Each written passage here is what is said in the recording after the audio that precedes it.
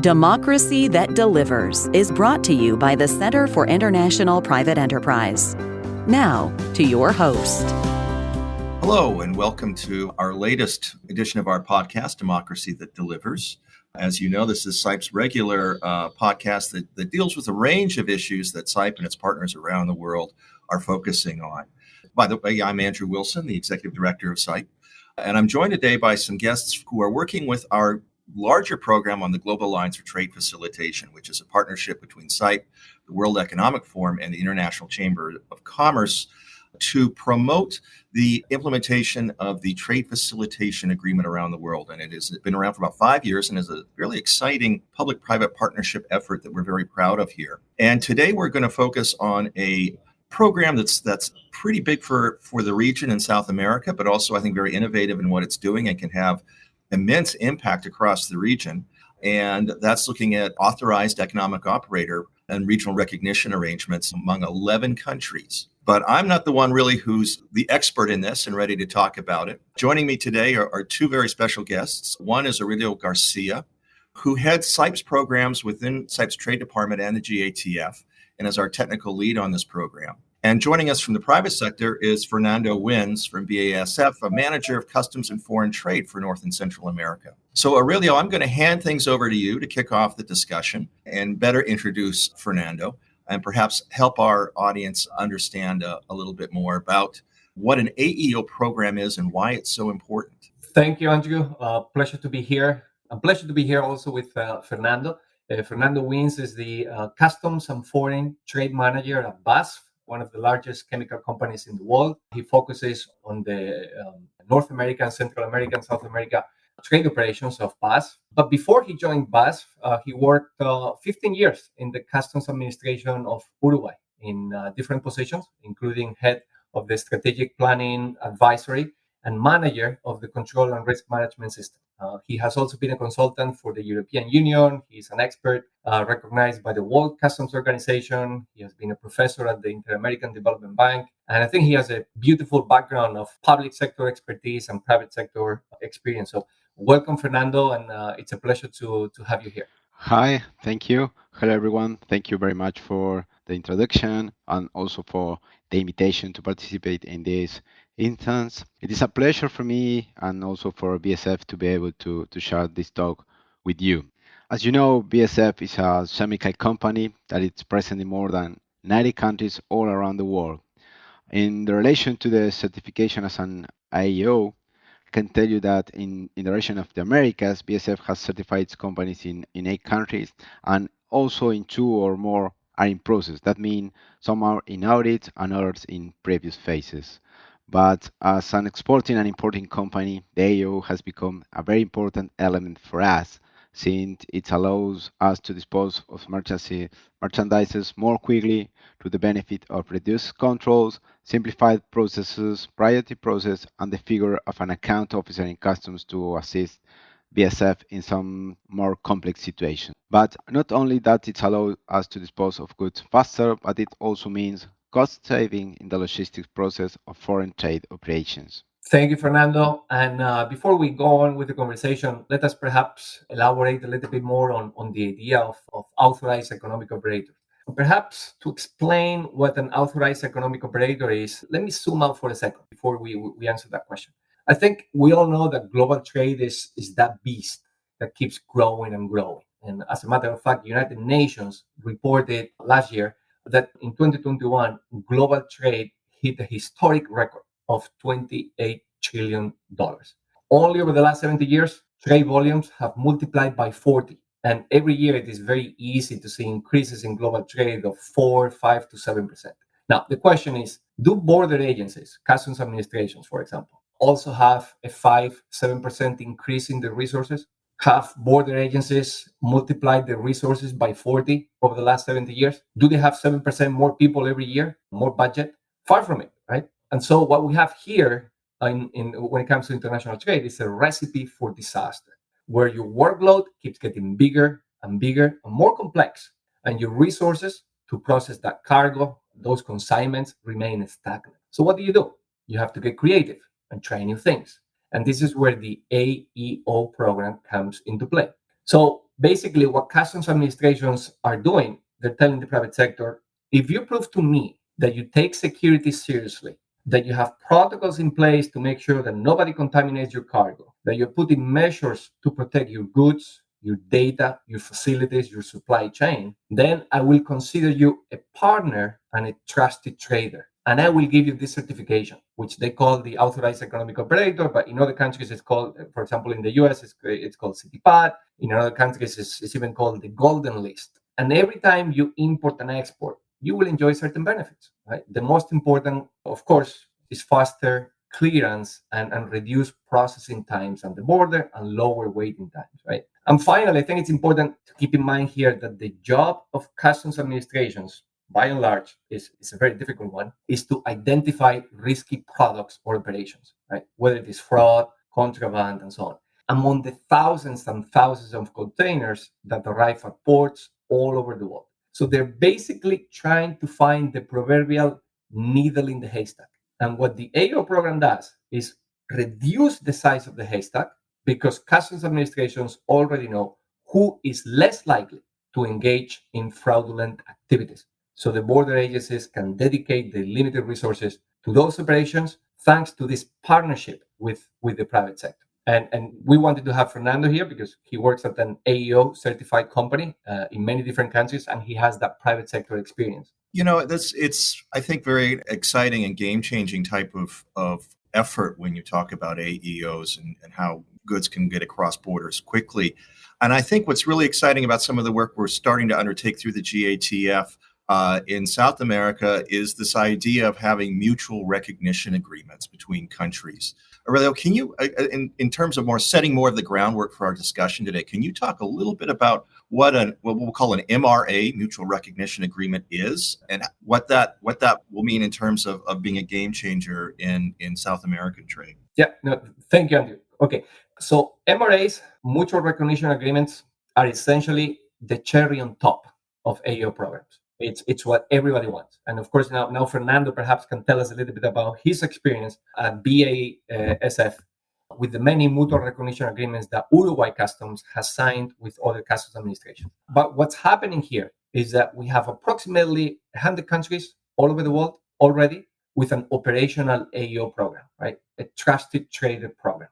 And I think there are also around 20 countries in the process of creating one, right? The vast majority of these AEO programs, they follow the guidelines developed by the World Customs Organization. So these programs are very similar in nature, or they should be in theory, when it comes to requirements and benefits. So a mutual recognition agreement is basically an acknowledgement between two or more customs administrations where they recognize the AEO certification of one another. And so they agree to provide, quote unquote, substantial, comparable, and where possible, reciprocal benefits to the mutually recognized AEO companies of the other country.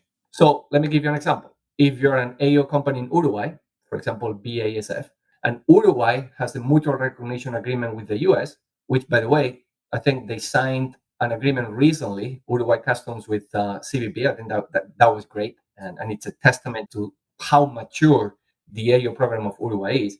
So every time Fernando exports from Uruguay to the USA as an AEO company, not only Uruguay Customs will give Fernando's cargo some sort of preferential treatment at the point of exit in Uruguay, but CBP, US Customs, will also acknowledge the AEO status of Fernando's company in Uruguay. And when it reaches the port of Miami or whatever is the port of entry, CBP will give preferential treatment to that cargo from the foreign AEO company, and vice versa. When an AEO company from the USA exports to Uruguay, Uruguay Customs will acknowledge and identify the AEO status of the US company and will provide that company preferential treatment at the point of entry in Uruguay.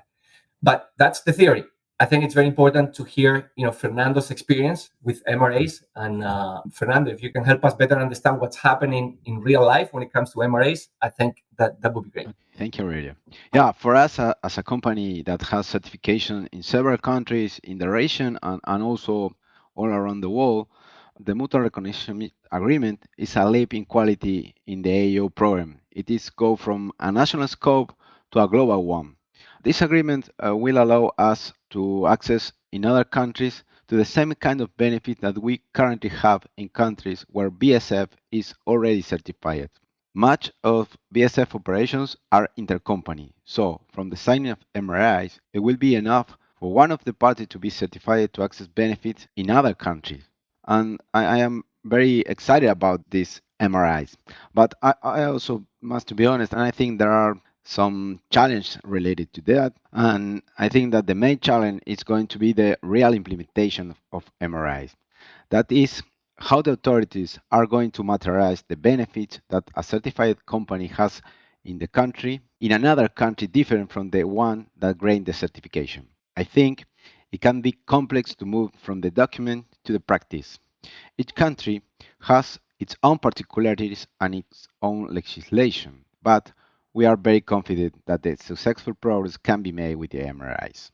Aurelio, I think one of the interesting aspects of this initiative is sort of the multi-country effort that it represents, and that this is the result of a recently signed document that the GATF and you and your team have been working pretty hard on. Could you maybe explain a little bit more about the key points of this effort and how it's been put into place?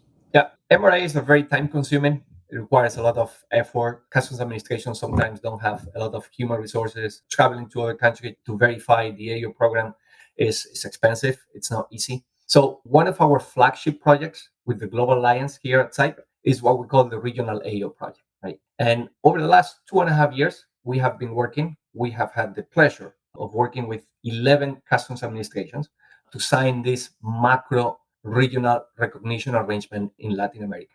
And to do that, the countries, they followed the mutual recognition guidelines and best practices recommended by the WCO. They first did a documentary review of the programs, followed by an in-person observation of the processes. Basically, you want to know that what the program says in theory, as Fernando was alluding to before, is actually being implemented in reality, right? And after that, we gathered the countries for about a few months to negotiate the text of the arrangement and the protocol to actually implement it. What type of data is going to be exchanged? What is the frequency of the data? Who is responsible for sharing that data, right? How are the risk management systems of the customs administrations automatically identify the AO status of the foreign companies, right? This regional agreement was signed in May in Sao Paulo, and we're now in the implementation phase of this agreement. SIPE has played an important critical role throughout the entire process. As an honest broker, we chair the meetings with the 11 customs administrations and we moderate the discussions with the participants. We make sure that we reach out to the private sector to get feedback, and we ensure that each AEO team in the 11 customs administrations is held accountable and that they move forward. Okay? Intra-regional trade among these 11 countries is about $70 billion per year, which on average represents about 15% of total exports of the 11 participating economies.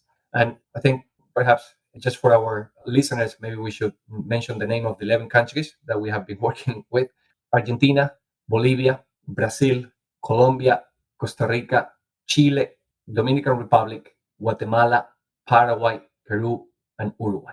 So all of these 11 countries, as of now, they recognize the AEO status of each other companies, right? And I think, to me, just as sort of an amateur in these issues of customs and trade negotiations, sounds huge in terms of getting 11 countries to acknowledge and respect each other's standards. This was the first time ever that so many customs administrations, I mean, leaving aside the European Union case because of the economic and legal union, but leaving aside the European Union case, this was the first time ever that so many customs administrations sat together at the table as equals to formally recognize the compatibility of the AEO programs. And we're very excited and honored to have had that opportunity to participate in the process. Fernando, can I ask you, as a former customs official, maybe just to give us your opinion on sort of the sort of level of magnitude of this kind of mutual recognition and the amount of work that goes into it?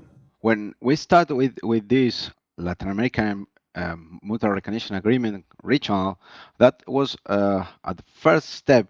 We thought that was really crazy because, as Aurelio say, that it's also new. I mean, it's a new idea all around the world. But after we started to work on that, we started as when I was on the customs administration, with the team of the AEO in Uruguay. We saw the development, the encourage, and also the how the every country was really engaged. And after a few years, pandemic in the middle, we signed the agreement. We are very, very excited about. We thought that it is a very important opportunity for our countries and also for the administration and also for the company. Let me say, for BSF, the regional MRA is a very important step because we have our main plants in the region allocated in the US, Mexico, and Brazil. So if we have the AEO in those countries, we expect that the companies of the BSF group in the region that receive their goods will benefit from the AEO certification at origin. And not only the companies of the group, but also our external customers will receive goods from BSF companies that have an AEO certification. We hope that the flow of goods will be more agile from the application of benefits and in this way be able to provide better services to the companies of the group and also to our external customers. I believe that the proper implementation of these agreements can help to mitigate some of the difficulties that arise on a daily basis as a result of the complex international logistical situation.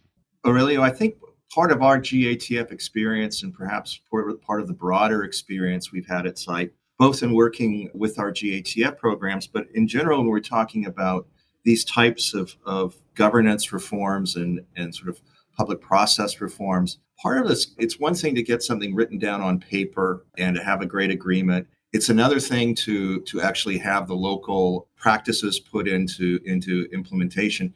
And yet it's another to try and figure out how to measure whether or not these changes are being successful. And I know within the GATF, we've always tried to square the circle of public sector expectation versus private sector expectation and how to measure those kinds of things. It's a key challenge in a public-private partnership. But perhaps you can tell us a little bit about how we can look at measuring the actual impact of these types of reforms for both government and the private sector. One of the things that was very important for us from the very beginning was to measure or assess the impact of this historic agreement.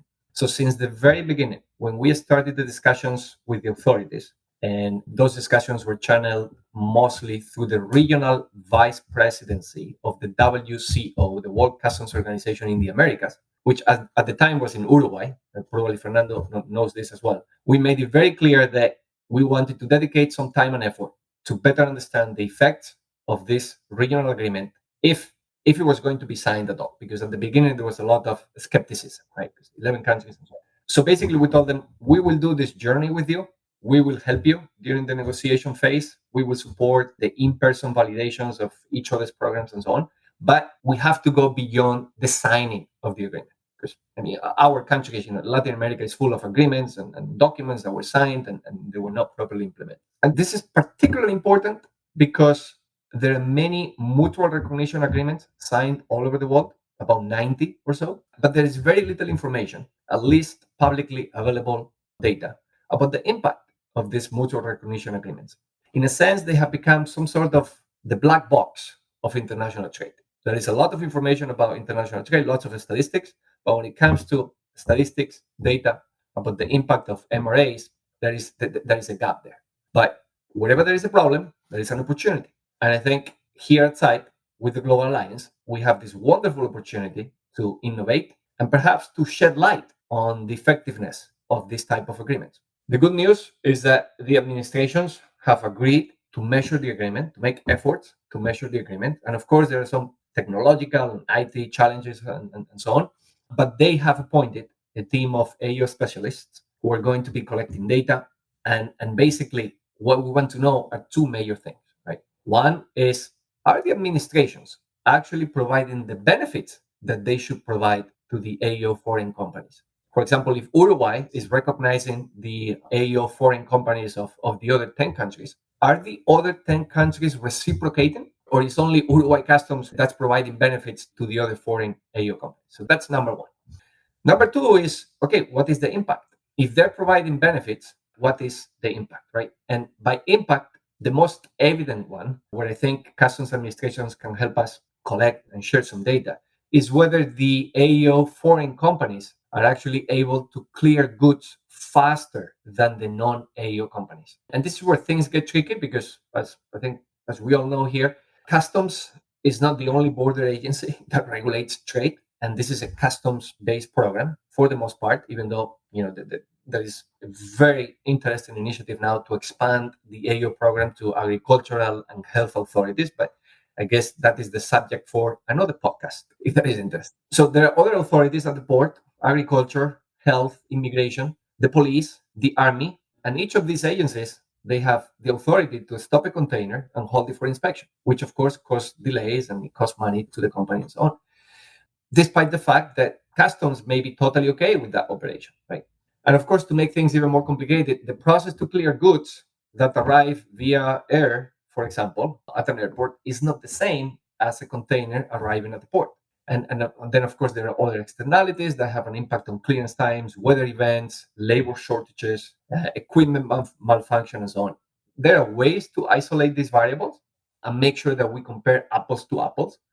But I think because we have 11 countries to work with, we do expect that at least two, 3, or 4 countries will be able to produce some quality data that will help us better understand the performance of this regional agreement. Since we have been talking about this regional agreement a lot, I would also like to take this opportunity. Fernando, I mean, you were a former customs official. I would like to ask you if our colleagues from the 11 customs administrations are hearing or listening to this podcast. And I will make sure that they do get the link to the podcast. What it is that you would like to tell them? I don't know if I am the right person to make recommendations to authorities, but since I was on both sides of the field, I'm going to allow myself to share some ideas with the customs administrations. First of all, the customs authorities have to take advantage of this opportunity to be part of a regional project that can generate great impact in our countries. Through trade facilitation, countries become more attractive. Flows of traded goods are increased, and this energizes economies.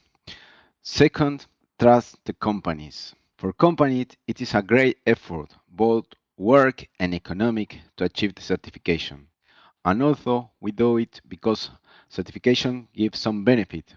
It is also a way to open our doors and show ourselves as we are in order to optimize the effort of the company and also of the customs authorities. Set clear rules for the certification and also for suspensions because sometimes it's not clear why a company receives a complaint. And finally, I want to encourage the authorities to continue advancing in the signing of more agreements and in their effective implementation.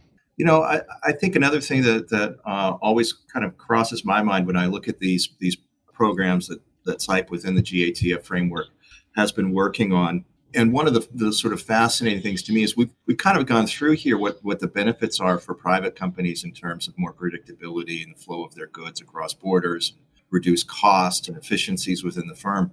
But what we often don't look at is how these types of programs might change the way government agencies operate and what benefits they might get from programs such as an AEO program. I like both. I think, Aurelio, you've been working with customs agencies around the world for many years. And Fernando, again, you've worked on both sides of the equation in both public and private sectors. When you look at a customs agency, and let's say you're going in and you're having to make the sales pitch to a customs agency about why they should embrace changing the way they work, which is often difficult with people. I mean, trying to convince them to change the way they work and to do things is an effort for folks. What do you tell them in terms of why such a program might be beneficial for them and help them understand how changing the way they work actually might benefit them? Really, I'll start with you, and then perhaps we can hear from Fernando and his perspectives. For me, one of the major changes here is in mindsets and values, if you want to call it like that. Customs administrations are starting to finally realize, and I think this is related to my first point about this incredible growth in international trade, that the private sector can become a strategic partner and a force multiplier. What do I mean by this?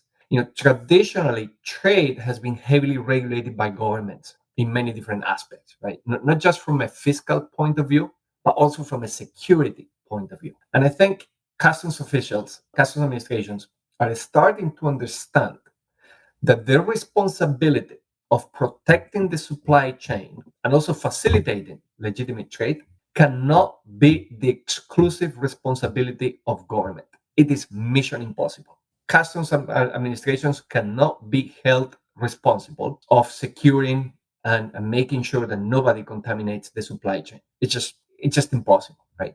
It has to be a joint responsibility with the private sector. So what's happening is that the government, through the AEO program, is delegating some of that responsibility of protecting the supply chain to the private sector, which can now, let's say, self-regulate itself a little bit more by having robust security protocols. And in exchange for that, if they do prove to the government that they're a trusted partner, then they're going to get some benefits every time they export and import.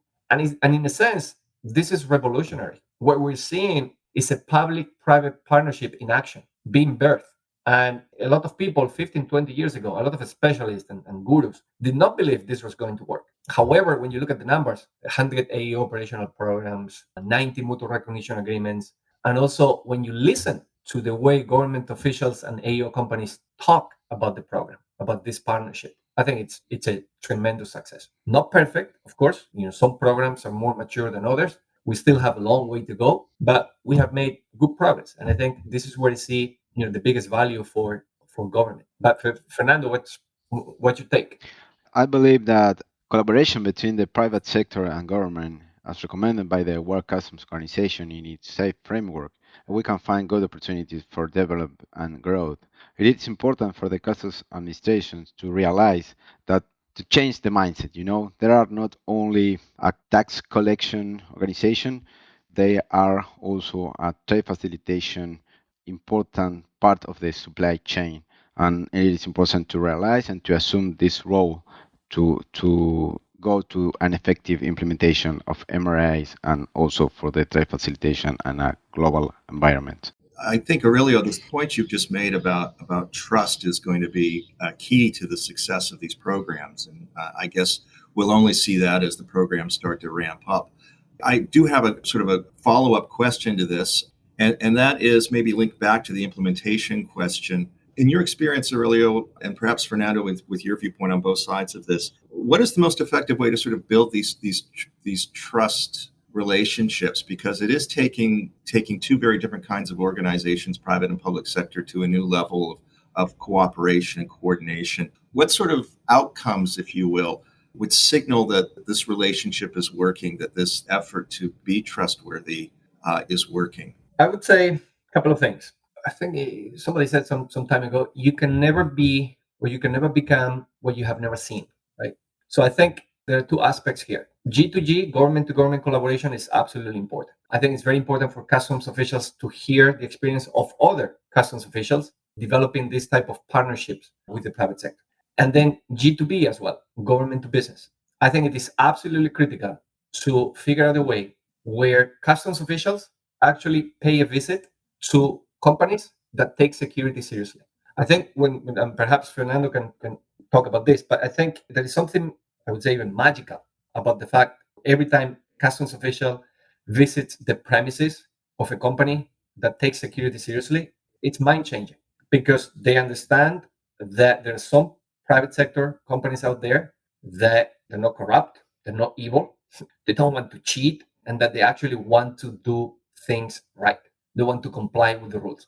And figuring out a way to have that shared space where especially customs officials pay a visit to private sector companies is absolutely important. As a customs officer, or the customs office are always, I must say, in alert, trying to avoid problems for the countries. And with this scope, at the beginning, all the company can represent a problem. And there is when the AEO appears, and I mean that it's a great opportunity because every company that wants to be an AEO must to open their doors to the government, must to show the process, the security policies, the HR policies, safety policies, and then the authorities can know very well the companies, and then is the first step to develop the trust between government and private sector. Just one last question for me on this issue.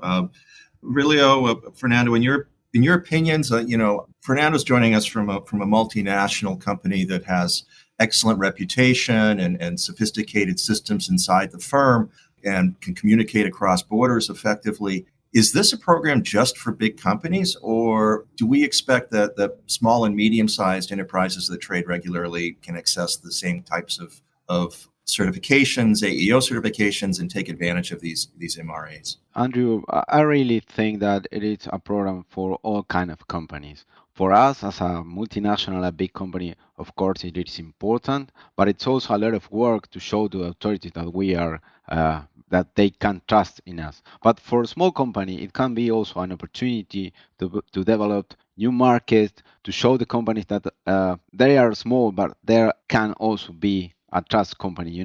For me, it's very important that all kind of companies that want to be part of these certifications must do it, because it can give for them a lot of benefits. Great. Aurelio, any other thoughts on that? Yeah, the AEO certification is basically a certification focused on security and compliance, right? And we have been talking about companies such as BASF, importers and exporters. The reality is that the certification is open to other links of the supply chain, to other operators, right? Such as customs brokers, warehouse operators, transportation companies. For example, customs brokerage services or firms, they're typically small, medium-sized, right? They're also eligible to get the AEO certification. Of course, the security requirements are a little bit different because the nature of the business and so on, and the benefits are also different, right? But the certification is open to any company, any operator that wants to become a trusted traded partner. And what we're seeing in other countries is, also SMEs that they're becoming increasingly more active in the certification. Great, thank you. I've got to pay attention to our time and to our listeners' patience to hear us talk. So, we're going to close out in just a second, but I always want to give our guests an opportunity to make sure that we're allowing them to make the points that they want to make in regards to these efforts. So, Aurelio, I'll give you the second to last word, but Fernando, I'm going to give you the very last word in any other points you'd like to make that we haven't been able to cover in this discussion in this very short time we have together. I think it was a very complete podcast with a lot of topics. I really appreciate your invitation.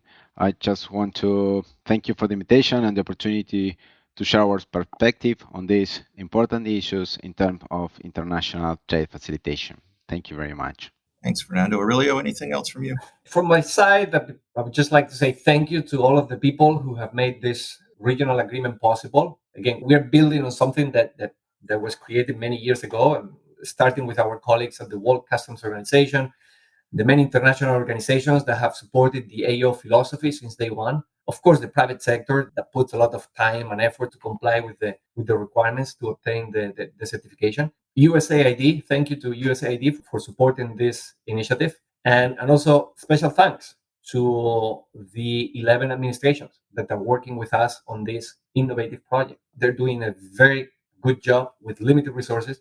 And the level of commitment that I have seen from many of the customs officials, it's just amazing. And it does challenge the stereotypes of what the government bureaucrat is on that. I mean, some of them have been working with us even during the weekends, outside of working hours, just to get this thing signed. And finally, thank you to SITE. Thank you to you, Andrew, and our trade director, Jose Raul, Philippe, executive director of the Global Alliance, for believing in the very simple idea that we need to democratize trade. We have to make it accessible to everyone, and not just to the people who have the right connections at government or the companies that have the financial muscle to navigate this incredible bureaucracy that regulates trade. A country cannot choose its geographical location, its natural resources, or its neighbors, but it is what it is. But what the country can definitely do is to decide the rules of the game, how government is going to interact with its citizens and the private sector. And whatever problems we have, they were created by humans, and as such, they will be solved by humans. Well, thanks very much for that eloquent closing for the podcast today, Aurelio. I think what we've learned today is that some of the most common sense and simple approaches sometimes can be very, very daunting in terms of implementation, especially when you talk about bringing 11 countries together to agree on recognizing the quality of each other's governance structures and customs and procedures and everything else. And that if successful, this program in Latin America will be a terrific example of how governments can work together in terms of recognizing how trade has changed in the world. And as you said earlier, Aurelio, how we can turn mission impossible perhaps into mission possible if we build on public-private cooperation and we build those institutions of trust between public and private sector that this effort hopes to do. Thank you very much for joining us today, and we hope to touch base with you again soon on Democracy That Delivers. Bye-bye. Democracy That Delivers has been brought to you by the Center for International Private Enterprise.